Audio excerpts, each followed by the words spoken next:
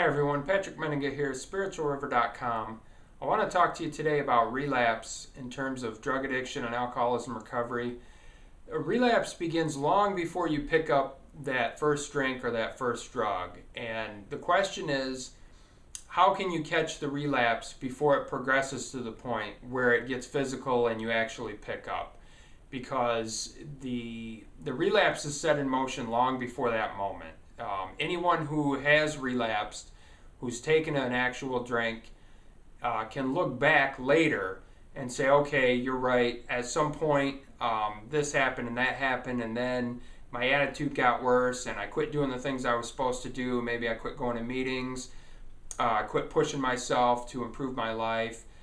Things slowly sort of spiral out of control until you got to the point where you just said, screw it, I don't care anymore, and that's when you take the physical drink. But anybody who's done that can look back and see the progression. They can see the dominoes start to fall only by looking back, and they can say, okay, I can see how the relapse started a long time ago.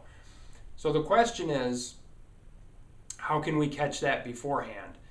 I think it's important to note that any kind of relapse prevention should be rooted in personal growth. So any type of relapse prevention should be the individual saying, okay, how can I improve my life?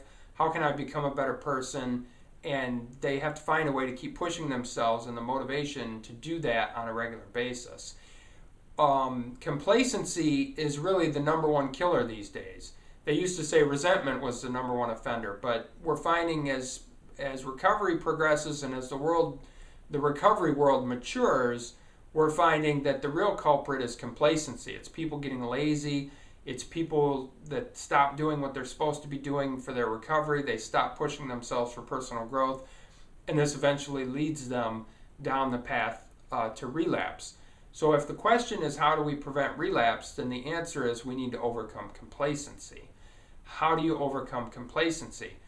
It's a little bit like denial in that we tell ourselves we don't have a problem with denial, and that's the problem.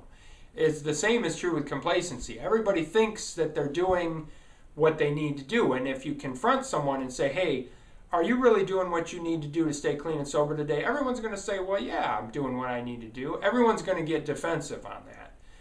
And so what you need to do is sort of take that question and say, okay, instead of being defensive, I'm going to take a hard look at my life on a regular basis, maybe once a month, do a review and say, okay, how am I pushing myself spiritually? How am I pushing myself to grow emotionally? How am I pushing myself to improve my relationships? How did I do this last month?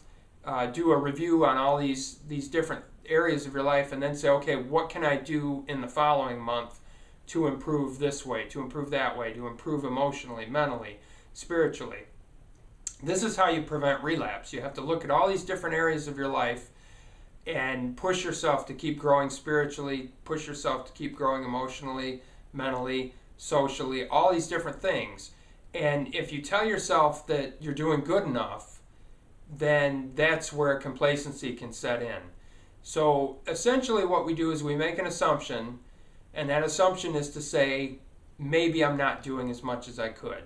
If you keep making that assumption and acting accordingly, then you're always going to be pushing yourself to that next level, pushing yourself to do a little better, to grow a little more, to learn a little more, to pursue your recovery, and that's how you can prevent relapse and stay clean and sober in the long run.